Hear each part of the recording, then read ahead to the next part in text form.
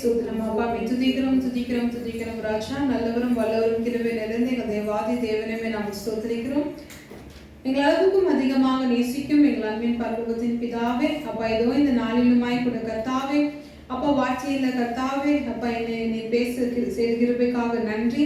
இதோ இந்த நாளில கர்த்தா பேசுகிற ஒவ்வொரு வார்த்தையும் நான் அல்ல அப்பா, என்னை வெளிப்படுத்தி நீர் பேசுங்க. வந்துக்க ஒவ்வொரு தேவ ஜனங்களுக்கும் இதை கேட்கிறவர்களுக்கும் அப்பா இது ஒரு பிரோஜனமுள்ள வார்த்தையாக இருக்கு அப்பா, நீங்க கிருபை செய்யுங்க. உடைய கருத்து நாங்கள் ஒப்பு கொடுக்கிறோம். நீ தான் ஆசீர்வாதத்தை வழிநடத்துங்க. இயேசுவின் நாமத்தில் ஜெபிக்கிறோம் பிதாவே, ஆமென். ஹல்லேலூயா. நம்முடைய வார்த்தைக்குள்ள கடந்து செல்வோம். யாருக்கெல்லாம் இருட்டு பிடிக்கும்? கண்டிப்பா யாருக்கும் பிடிக்காது. யாருக்கெல்லாம் வெளிச்சம் பிடிக்கும்? பிடிக்காது. பிடிக்கும். எல்லாருக்குமே என்ன செய்யும்? வெளிச்சம் தான் பிடிக்கும். ஏன்னா இருட்டுக்குள்ள நம்ம போறதோட வெளிச்சத்துல இருக்கதான் நம்மளுக்கு என்ன செய்யும்? ரொம்ப பிடிக்கும். ஆனா நம்மளுடைய போன வாரம் பார்த்தது ரெனியூவல் ஆஃப் ஸ்பிரிச்சுவல் லைஃப், அதுல ஒரு தொடக்கம் ஒரு பாட்டா தான் நம்ம இன்னைக்கு ஒரு தலைப்பை குறிச்சு நம்ம பார்க்க போறோம். எத்தனை பேர் நம்ம இன்னும் அதே அந்த பாவத்திலையும் மீறிலையும் சாபத்திலையும் எப்ப நம்ம இந்த வெளிச்சத்துக்குள்ளாக நம்ம வர போறோம்? நம்ம வெளிச்சம் நம்மளுக்கு பிடிக்கும். எப்போ பார்த்தாலும் லைட் எரியணும், நம்ம வந்துட்டு என்ன செய்யணும்? எப்பயுமே வெளிச்சத்துல இருக்கணும். தூங்கும் போது கூட சின்ன லைட் இருந்தால் தான் தூக்கம் வரும். இதெல்லாமே இருக்கு. ஆனா நம்மளுடைய வாழ்க்கையில நம்ம வெளிச்சத்துக்குள்ள இருக்கிறோமா இல்லையா? இன்னைக்கு வார்த்தைக்கான தலைப்பு அதுதான், வெளிச்சம், உலகத்தின் வெளிச்சம், லைட் ஆஃப் த வேர்ல்ட். அது குறித்து தான் நம்ம இன்னைக்கு பார்க்க போறோம். இதுல ஒரு 3 காரியத்தை குறித்து நம்ம பார்க்கலாம். முதல்ல யார் வெளிச்சம், வெளிச்சம் என்ன செய்யும், எப்படி வெளிச்சத்தை நம்ம பெற்றுக்கொள்ள முடியும், இந்த 3 காரியத்தை குறித்து நம்ம பார்க்கலாம். முதல்ல எடுத்து வாசிங்க யோவான் 9வது அதிகாரம் 5வது வசனம். John chapter 9 verse 5. யார் வெளிச்சம் அப்படின்னு சொல்லி முதல்ல நம்ம பார்க்கலாம். நான் உலகத்தில் இருக்கையில் உலகத்திற்கு ஒளியாய் இருக்கிறேன் என்றார். நான் உலகத்துக்கு ஒளியாய் இருக்கிறேன் என்றார். அப்ப யார் அது? நான் சொல்வது ஒரு இன்கம்ப்ளீட் சென்டென்ஸா இருக்கு அந்த வசனம். அதனால 3வது வசனத்துல இருந்து வாசிங்க.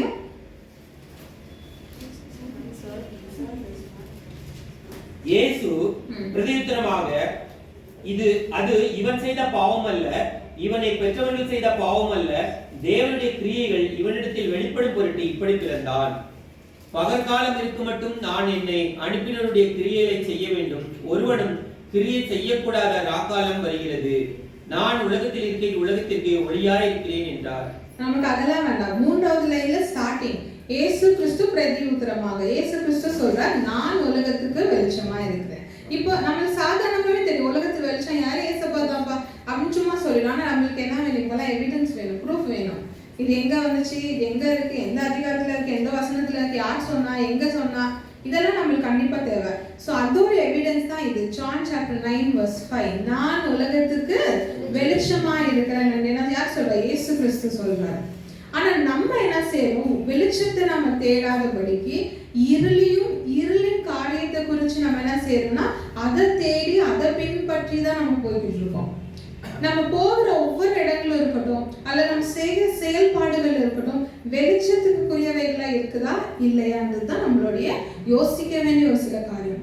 நம்ம ஒரு வேலை செய்யணும், அல்லது நம்ம போற ஒரு இடம், நம்ம படிக்கிற இடமா இருக்கலாம், அல்லது நம்ம வீட்டுல இருக்கலாம், நம்ம செய்கிற ஒரு வீட்டு வேலையா இருக்கலாம், இல்ல நம்ம யோசிக்கிற யோசனையா இருக்கலாம். அது வெளிச்சத்துக்குரியவையா இருக்கா இல்ல பாவத்தின் இருளுக்குரிய காரியங்களா இருக்கா?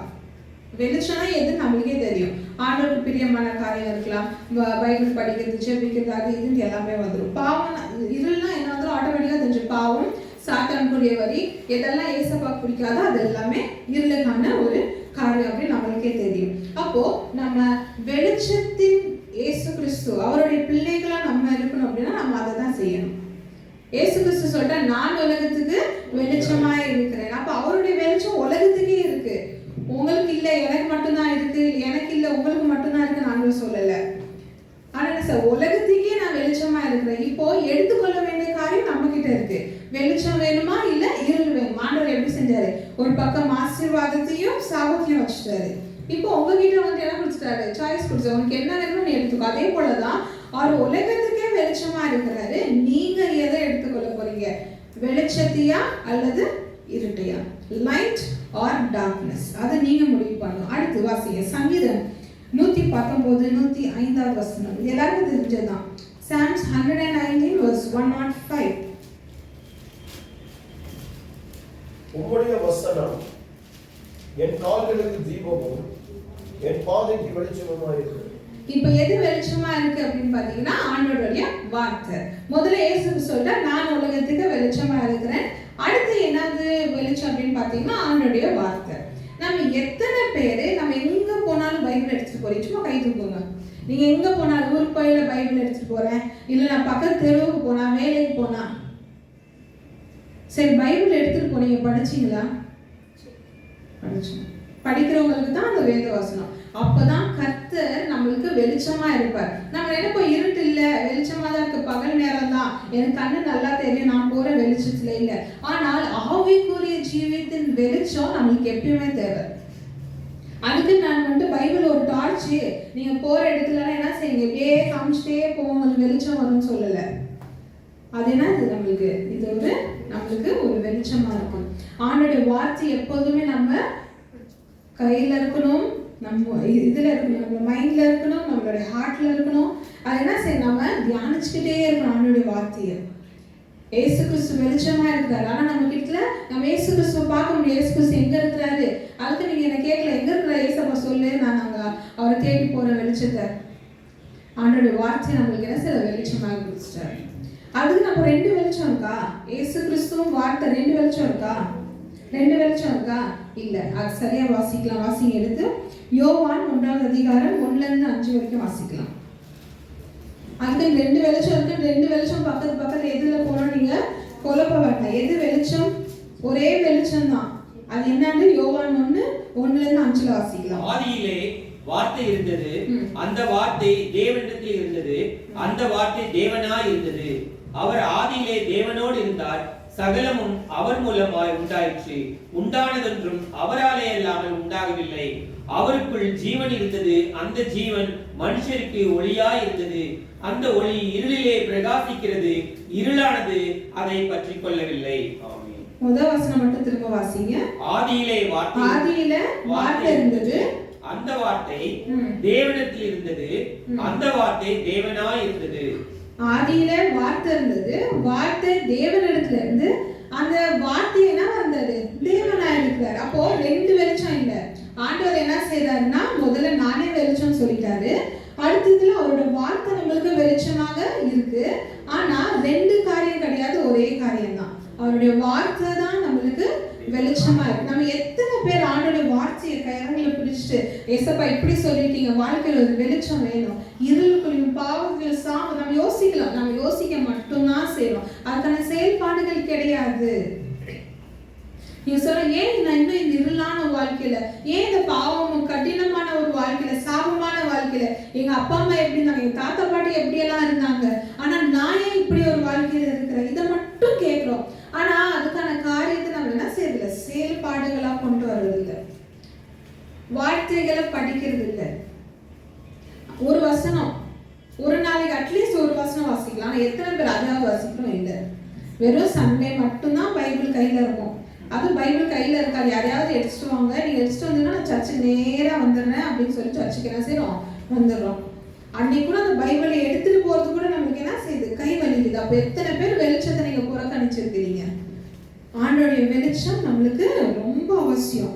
அப்பதான் நம்ம இந்த உலகத்துல வாழும்போது இந்த இருளுக்குள்ளேயும் இருளான காரியத்துக்குள்ளேயும் நம்ம போகாதபடிக்கு வெளிச்சத்திலையும் வெளிச்சத்தை நம்ம என்ன செய்யணும், அடுத்தவங்களுக்கும் கொடுத்து நம்ம போக முடியும். இப்ப எது வெளிச்சம் பார்த்து, எது வெளிச்சம்? இயேசு கிறிஸ்து அவருடைய வார்த்தையும் வெளிச்சம். அடுத்து வாசிங்க, வெளிச்சம் என்ன செய்யுது அப்படின்றத குறித்து நம்ம பார்க்கலாம். மீகா 7ஆம் அதிகாரம் 8வது வசனம். மீகா chapter 7 verse 8. வெளிச்சம் வேணும் கேட்கிறோம். இயேசு கிறிஸ்து வெளிச்சமா இருக்கிறார். ஆனா அந்த வெளிச்சம் வந்தா நமக்கு என்ன செய்யறாருன்னு பார்க்கலாம். என் சத்துருவே, எனக்கு விரோதமாய் சந்தோஷப்படாதே. நான் விழுந்தாலும் எழுந்திருப்பேன். நான் இருளிலே உட்கார்ந்தால் கர்த்தர் எனக்கு வெளிச்சமாய் இருப்பார். நம்ம விழுகும் போது கூட கர்த்தர் நமக்கு வெளிச்சமா இருக்கிறார். ஹalleluya. நம்ம எந்த இடத்துல விழுவோம், எப்ப விழுவோம்? எப்ப இருளுக்குள்ளாக நம்ம இருக்கிறோம். இருள போகும்போது தான் நமக்கு கண்ணு தெரியாது. என்ன செய்வோம், எங்க கல் இருக்கு, எங்க மண் இருக்கு, எங்க சகதி இருக்கு நமக்கு தெரியாது. நம்ம என்ன செய்வோம், யாரு காலை விட்டு வலிக்கிட்டு கீழே இருப்போம்.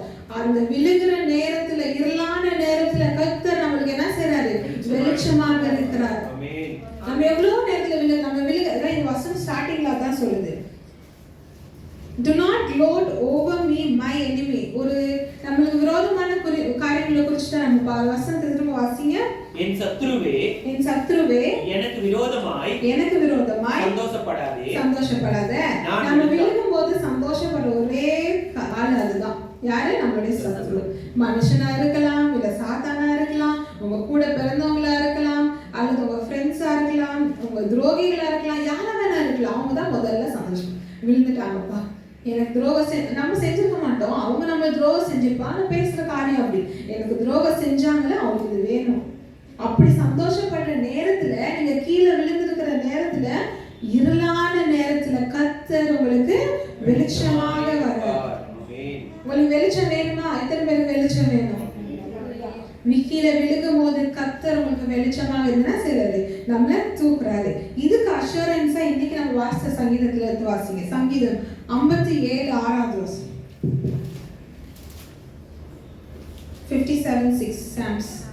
என் கால்களுக்கு கண்ணியை வைத்திருக்கிறார்கள், என் ஆத்துமா தொய்ந்து போயிற்று, எனக்கு முன்பாக குழியை வெட்டி அதன் நடுவிலே விழுந்தார்கள். உங்க சத்ரு என்ன செய்யறா அப்படின்னா, நீங்க கீழே விழுகணுன்றதுக்காக உங்களுக்கு குழியை வெட்டி போட்டிருக்கோம். ஆனா கர்த்தர் அந்த இடத்துல நம்ம என்ன செய்றாரு, நம்ம விழாதபடிக்கு நம்ம சத்ருகளை விழ வைக்கிறாரு. ஏன்? கர்த்தர் நம்மளுக்கு வெளிச்சமா இருக்கிறார். ஆமென். ஹல்லேலூயா. எத்தனை பேர் விசுவாசிக்கிறீங்க? ஆமென். ஹல்லேலூயா. நம்ம கீழே விழுக போகேல கர்த்தர் நம்மளை தாங்கி வெளிச்சத்தை கொடுத்து இந்த இடத்துல போகாதுன்னு சொல்லி என்ன செய்யற, நம்ம சத்துருக்கள் அந்த இடத்துல விழுக வைக்கிறார். ஆனா நம்ம என்ன செய்யறோம், நான் விழுந்தாலும் பரவாயில்ல, எனக்கு வெளிச்சம் வேண்டாம்னு சொல்லி நம்ம என்ன சொல்ல, இருளின் பாதைகள்ல இருள் பக்கமாவே போய்கிட்டு இருக்கோம். ஆனா இன்னும் நம்ம என்ன செய்யல, உணர்றது இல்லை. நான் பாவத்துல இருக்கேன், நான் சாபத்துல இருக்கிறேன்னு சொல்லி உணராத ஒரு வாழ்க்கை. அடுத்து மத்தேயு 5வது அதிகாரம் 16வது வசனம். Matthew chapter 5 verse 16. இவ்விதமாய் மனுஷர் உங்கள் நற்கிரியைகளை கண்டு பரலோகத்தில் இருக்க உங்கள் பிதாவை மகிமைப்படுத்தும்படி உங்கள் வெளிச்சம் அவர்கள் முன்பாக பிரகாசிக்க கடவுது. அடுத்து எப்படின்னா, பிதா மகிமை அடைகிற அளவுக்கு வெளிச்சம் இருக்கும். வெளிச்சம் என்ன செய்யுமா, பிதாவை மகிமைப்படுத்துமா.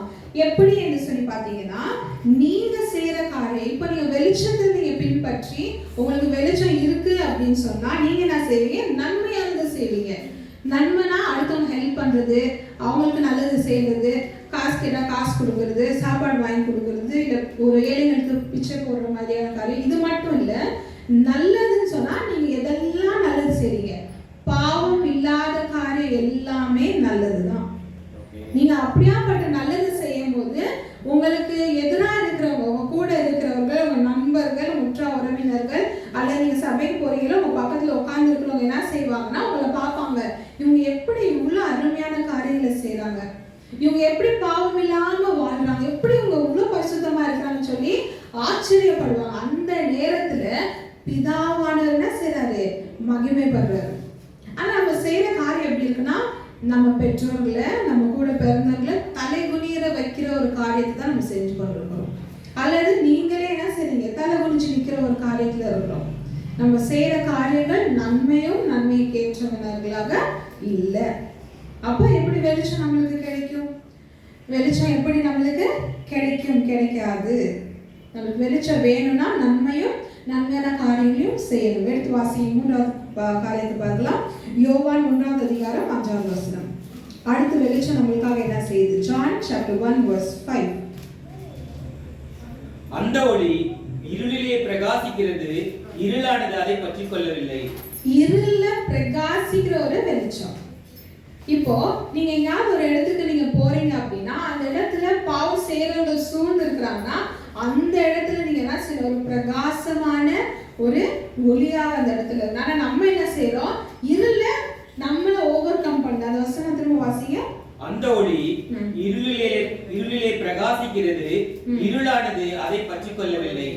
இப்போ இருள் வந்துட்டு என்ன செய்யணும், வெளிச்சத்தை பற்றி கொள்ளாது. ஆனா நம்ம போற இடத்துல நம்ம என்ன செய்யறோம்னா இருள் வந்துட்டு நம்மளை பச்சுக்கும். நம்மளுடைய வெளிச்சம் அவங்க என்ன செய்யும், புஷ்ன்னு இறங்கிடும். எப்படி ஒரு கேண்டில் சும்மா லைட்டாக காற்று அடிச்சோன்னே புஷ்ன்னு அமர்ந்துருது இல்லை, அதே போல் நம்ம வெளிச்சமும் அமர்ந்துருது. ஏன் அமருது? அப்போ உங்களுடைய வெளிச்சம் ஸ்ட்ராங்காக இல்லை. இப்போ ஒரு புது சின்ன அது ஒரு விளக்கு வந்துருக்கு, அதில் என்ன செய்வோம், தண்ணி ஊற்றினா போதும் அது லைட் எரியும். தண்ணி குறைஞ்சிச்சுன்னா இல்லை தண்ணி கொட்டிடுச்சுன்னா என்ன செய்யும், விளக்கு எரியும். அதே போல தான் நம்ம போகிற இடம் இருளாக இருந்துச்சுன்னா இருள் நம்மளை என்ன செய்யுது, ஓவர் கம் பண்ணுது. அப்போ நம்மளோட வெளிச்சம் எப்படி இருக்கு, நம்மளோட வெளிச்சம் எப்படி இருக்கு, இருளை போல தான் இருக்கு. சும்மா ஒரு பேருக்கு ஏதோ லைட்டா வெளிச்சம், அவ்வளவுதான். அப்படியே இருக்கணும். நீங்க போற இடத்துலயும் உங்களுடைய பிரகாசம் அவங்களை பிரகாசிக்க செய்யணும். நம்ம அவங்க கூட சேர்ந்து பாவத்தையும் அக்கிரமத்தையும், அவங்க அந்த இடத்துக்கு கூப்பிட்டாங்க, அவங்க வந்து இங்க போக சொன்னாங்க, அந்த கிரியை செய்ய சொன்னாங்க, அந்த வேலையை செய்ய சொன்னாங்க, நம்மளும் அதே பாவத்தையும் அக்கிரமத்தையும் மீறுதலையும் தான் செய்யறோம். எடுத்து வாசிங்க சங்கீதம் 27:1. அடுத்தபடியாக வெளிச்சம் நம்மளுக்கு என்ன செய்யுது? கர்த்தர் என் வெளிச்சமும் என் ரட்சிப்புமானவர், யாருக்கு பயப்படுவேன்? கர்த்தர் என் ஜீவனின் பெலனானவர், யாருக்கு அஞ்சுவேன்? அடுத்து வெளிச்சம் இருக்கும்போது பயம் இருக்காது. நம்மளுக்கு இருள போனா தானே பயம் இருக்கும். எங்க விழுந்துருவோமா, இல்ல வண்டியில போவோம், இருட்டுக்குள்ள லைட் இல்லைன்னா என்ன ஆக்சிடென்ட் ஆயிடுமா, இல்ல ஸ்லிப் ஆயிடுமா, இப்படியாப்பட்ட ஒரு பயங்கள் இருக்கும். ஆனால் நீங்க வெளிச்சத்துல இருக்கும்போது உங்களுக்கு பயம் இருக்காது. எத்தனை பேர் பிராங்கா சொல்லுங்க, எத்தனை பேர் பயத்தோட இருக்கீங்க? எத்தனை பேர் பயத்துல என் வாழ்க்கையில நான் என்ன செய்ய போறேன் ஒரு பயம், என் வாழ்க்கை அடுத்து என்ன காரியத்துக்குள்ள போகும்போது ஒரு பயம், என் பிள்ளைகள் என்ன செய்வாங்கன்றது குறிச்சு பயம், யாருக்கு என்ன நோய் வரும், என்ன நொடி வரும், நான் யாருக்காவது ஏதாவது, எல்லாத்துக்குமே பயம் இருக்கும். நீங்க யாரும் கை தூக்கலனாலுமே உங்க மூஞ்சிலே தெரியுது, எல்லாருக்குமே என்ன செய்ய ஒரு சின்ன ஒரு பயமா இருக்கும். ஏன் பயம் இருக்கு? ஏன்னா நம்ம வெளிச்சத்துல இல்லை. வெளிச்சத்துல இருக்கிறவர்களுக்கு என்ன செய்யல, பயம் இல்லை. வாசிய வசனத்தை திரும்ப. கர்த்தர் என் வெளிச்சமும் கர்த்தர் என் வெளிச்சமும் என் ரட்சிப்புமானவர், என் ரட்சிப்புமானவர், யாருக்கு பயப்படுவேன்? யாருக்கு பயப்படுவீங்க? கர்த்தர் என் ஜீவனின் பெலனானவர், ஜீவனுடைய பெலனாக இருக்கிறார். அப்ப யாருக்கும் அஞ்சனா, ஏன்னா நமக்கு பெலன் இருக்கு, நம்மளுக்கு கர்த்தர் ரட்சிப்பு கொடுத்துட்டாரு, சால்வேஷன் கொடுத்துட்டாரு. அப்ப நம்ம எதுக்கு பயப்படணும்? வெளிச்சம் இல்லை அப்படின்னா உங்களோட வாழ்க்கையில பயம் கண்டிப்பா இருக்கும். பயம் இல்லை அப்படின்னா நீங்க வெளிச்சத்துல இருக்கீங்க. ஹல்லேலூயா.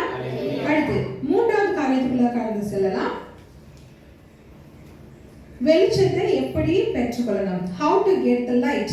Psalms 18:28. சங்கீதம் 18:28. தேவரீர் என் விளக்கை ஏற்றுவீர், என் தேவனாய கர்த்தர் என் இருளை வெளிச்சமாக்குவார். நம்ம என்ன செய்யணும்னா கேட்கணும். முதலாவது கேள்வி, எத்தனை பேர் கேட்டீங்க இயேசுப்பா என்ன வெளிச்சத்துக்குள்ள வைங்க, என்ன வெளிச்சமாக மாற்றுங்க? கண்டிப்பா கேட்டுக்க மாட்டீங்க. ஏன்னா இந்த வெளிச்சம்ன்ற வார்த்தை நம்ம ஜெபத்திலேயே யாரும் பண்ண மாட்டோம். எனக்கு பணம் வேணும், எனக்கு புகழ் வேணும், எனக்கு காசு வேணும், எனக்கு அறிவு வேணும், எனக்கு அது வேணும், எனக்கு அந்த சேலை வேணும், எனக்கு அந்த வண்டி வேணும், எனக்கு அது, இப்படிதான் கேட்போம். என்னைக்காவது இயேசுப்பா என்னுடைய விளக்கு ஏற்றி என்ன செய்யுங்க, எப்போதும் எரிய வைங்க நம்ம கேட்டுப்போமா? கேட்டுக்க மாட்டோம். நம்ம கேட்கணும் முதலாவது. நம்ம அதான் ஆலோசனை கேட்கிறவன் எவனோ அவன் என்ன செய்வாரு, பெற்றுக்கொள்ள முடியும். Ask and it shall be given. நீங்க கேட்கணும் முதல்ல, இயேசுப்பா எனக்கு வெளிச்சத்தை கொடுங்க, என்னோட வெளிச்சத்தை எப்போதும் எரிய வைங்கன்னா. நான் சொன்னது போலதான், நம்ம பாவத்துக்கு இருள் சூழ்ந்து இருக்கிற இடத்துக்கு நம்ம போகும்போது நம்மளுடைய வெளிச்சம் என்ன செய்யுமோ அந்த இடத்துல பத்தாது. அதனால என்னாவும் நம்மளோட லைட் கம்மியாகி சூழ்ந்து இருக்கிற டார்க்னஸ், அது இருள் என்ன ஆகுனா நம்மளை மேற்கொண்டுரும். அப்ப நம்ம கேட்கணும், இயேசுப்பா என்னோட இருள் என்ன செய்யுங்க, என்னை விட்டு அகற்றி போட்டு என்னோட வெளிச்சத்தை எரிய வச்சுக்கிட்டே இருங்க. அப்பதான் நம்ம எந்த இடத்துக்கு போனாலும் அங்க ஒரு பிரைட்னஸ். நீங்க எங்கேயோ போய் இருட்டுல போறீங்க, இப்படியே பார்த்துட்டே இருந்தீங்கன்னா தூரத்துல இருக்கிற ஒரு லைட் உங்களுக்கு தெரியுமா தெரியாதா? கண்டிப்பா தெரியும். ஒரு சின்ன டாட் மாதிரி ஒரு பிரைட்னஸ் தெரியும். அதுதான் வெளிச்சம். அவ்வளவு இருட்டு இருந்தாலும் அந்த டாட் மாதிரி தெரியாம இருந்துக்கலாம். ஏன் தெரியுது? அந்த வெளிச்சம் அந்த இருளை என்ன செய்யுது, ஓவர் கம். அப்பதான் நம்மளுடைய வெளிச்சம் எப்படி ஆகுதுன்னா இருள அமைங்கிறது, நம்மளுடைய வெளிச்சமும் சுத்தமா போயிடுங்க. மட்டும் முதல்ல ஆண்டவர்கிட்ட கேட்கணும். அடுத்து யோவான் 8:12. John chapter 8:12. மறுபடியும் இயேசு ஜனங்களை நோக்கி, நான் உலகத்திற்கு ஒளியாய் இருக்கிறேன், என்னை பின்பற்றுகிறவன் இருளிலே நடவாமல் ஜீவ ஒளியை அடைந்திருப்பான் என்றார். அடுத்து என்ன செய்யணுமா? Follow Jesus. ஏசப்பாவை என்ன செய்யணும்? பின்பற்றணும். யாரெல்லாம் பின்பற்றோம்? கொஞ்சம் யோசிச்சு பார்த்தீங்கன்னா தெரியும், யாருமே பின்பற்றிருக்க மாட்டோம். ஏன்னா நம்ம தொடர்ந்து போக நம்மளுக்கு கஷ்டமா இருக்கு.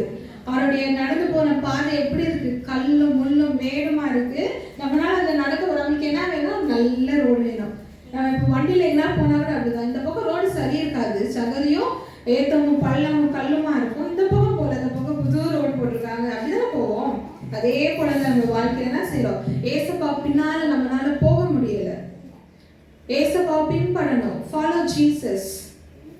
அதுக்கு நீங்க கேட்கல, எங்க போறாரு சொல்லி, ஏசப்பா அவர் பின்னாலேயே போறாரு. அவர் தேடி எனக்கு கொடுத்துரு, நான் எங்க நடக்கிறாரோ அவர் பின்னாலே நானும் நடந்து போறேன். அப்படி இல்லை, அவருடைய செய்த செயல்களை நம்ம செய்யணும். அவர் எப்படி இந்த உலகத்துல வாழ்ந்தாரோ அதே போல நம்மளும் வாழணும். வாழ முடியலனாலும் அட்லீஸ்ட் ட்ரை பண்ணலாம். அவர் எப்படி பொறுமையா இருந்தார், அது பொறுமை. அவர் எப்படி அன்பா இருந்தார், அந்த அன்பு. அவர் எப்படி பரிசுத்தமா இருந்தார், அந்த ஒரு பரிசுத்தம். அவர் செய்த ஒவ்வொரு சிறு செயல்பாடுகளை குறித்து நம்ம என்ன செய்யலாம்? நம்ம வாழ்க்கையில பின்பற்ற ட்ரை பண்ணலாம். At least follow Jesus. அவனை பின்பற்றும் போதுதான் அவர் நம்மளுக்கு வெளிச்சமா இருப்பார். நம்மளும் வெளிச்சத்தின் பிள்ளைகளாக மாற முடியும். இல்லை அப்படின்னு சொன்னா நம்மளும் இருள தான் இருப்போம். நம்ம குடும்பத்தையும் இருளுக்குள்ள மாற்றுவோம். நம்மளுடைய போற இடங்கள், நம்ம வேலை செய்யற ஸ்தலம் எல்லாமே இருளா இருக்கும். நம்ம சபைக்கு வரோம்னா சபையும் இருளாக்கிடுவீங்க.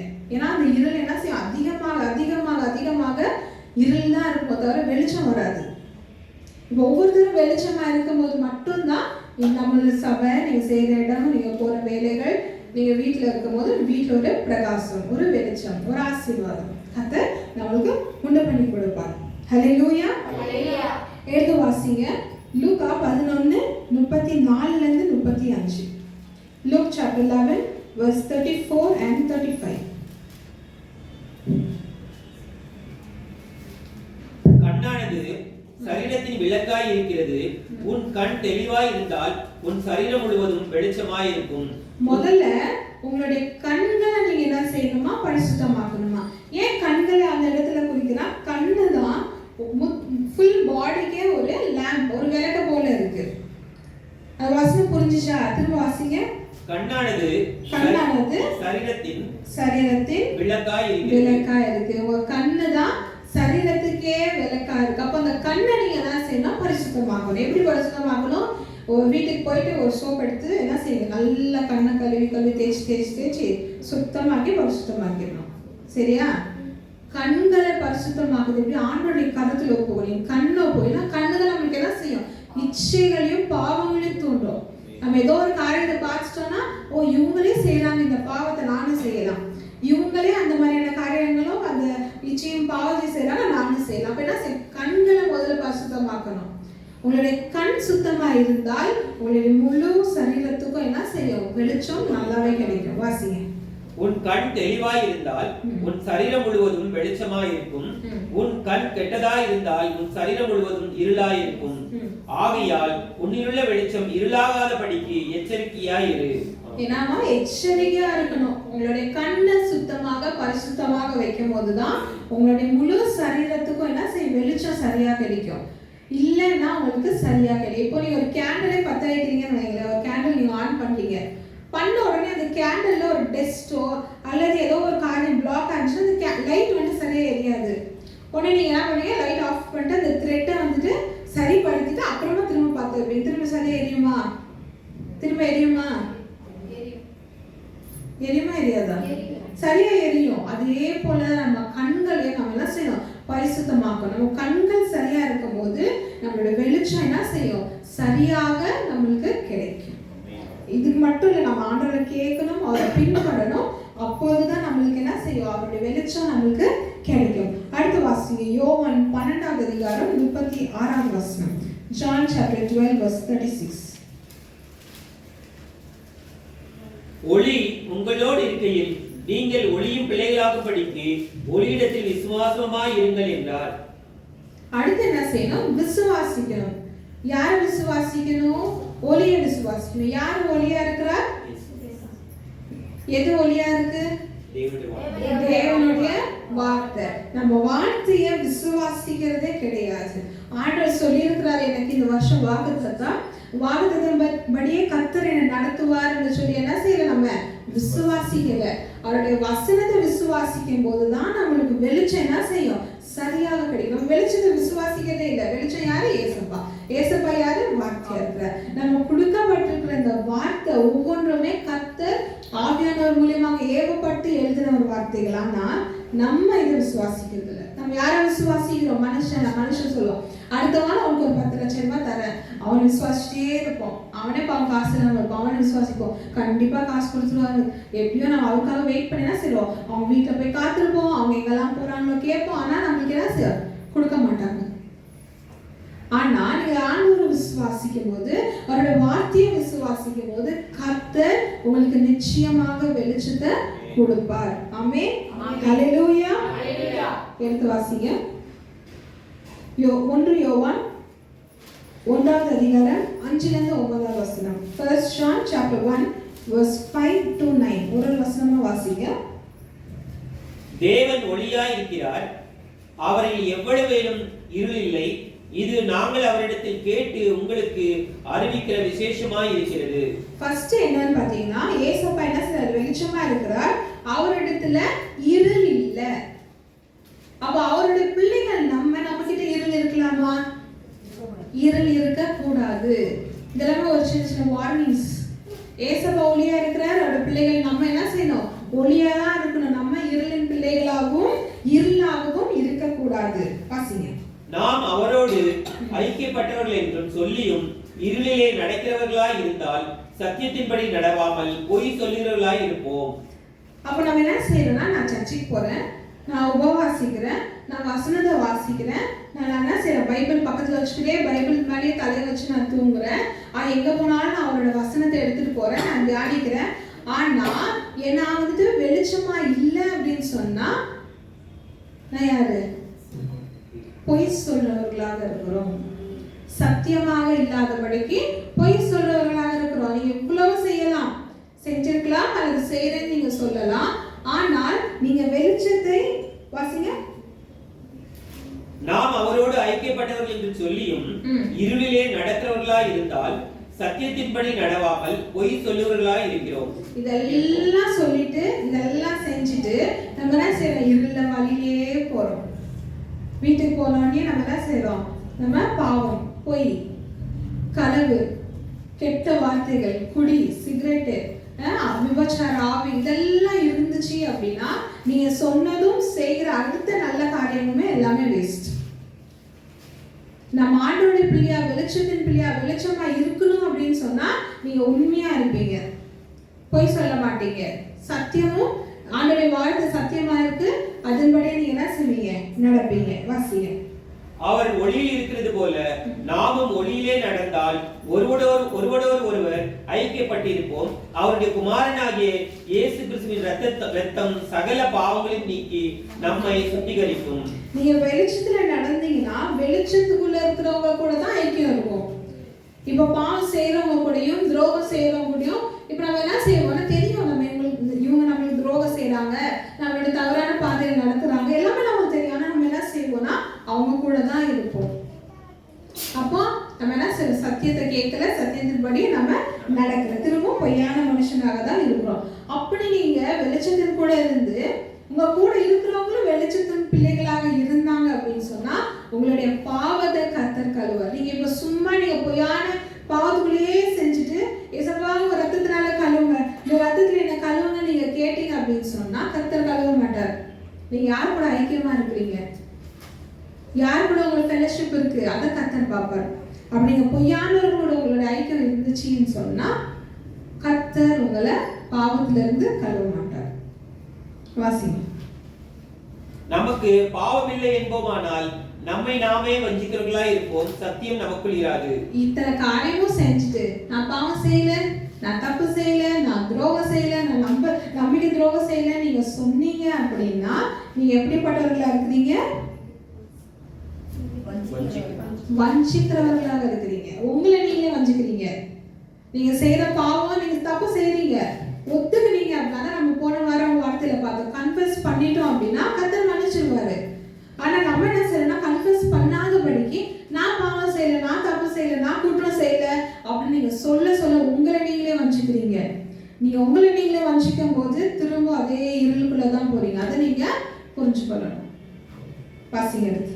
நம்முடைய பாவங்களை நாம் அறிக்கையிட்டால் பாவங்களை நமக்கு மன்னித்து எல்லா அநியாயத்தையும் நீக்கி நம்மை சுத்திகரிப்பதற்கு அவர் உண்மையும் நீதியும் உள்ளவராய் இருக்கிறார். அதான் சொல்றேன், பாவத்தை என்ன செய்யணும்? அறிக்கை செய்யணும். அறிக்கை செஞ்சு விட்டு விடுகிறவன் எவனோ அவன் தான் வாழ்வடைவான்.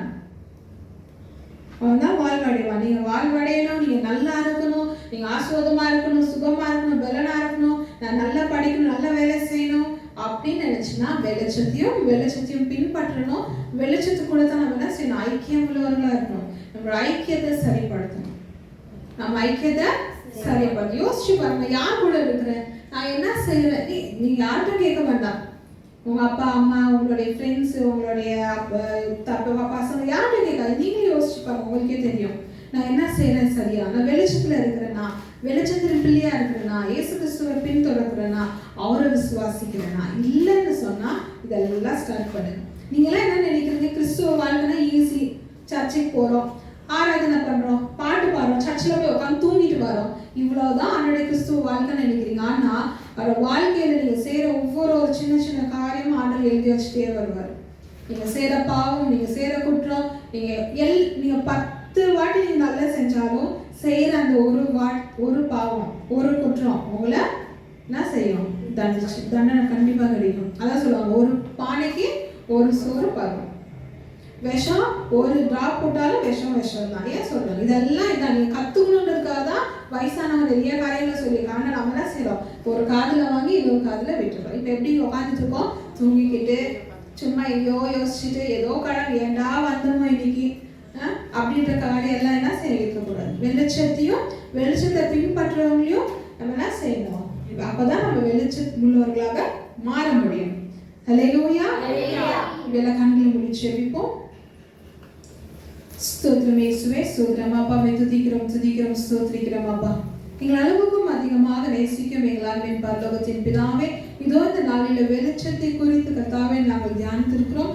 உலகத்தின் வெளிச்சமாக நீங்க இருக்கிறீங்க, உடைய வார்த்தை இருக்கப்பா.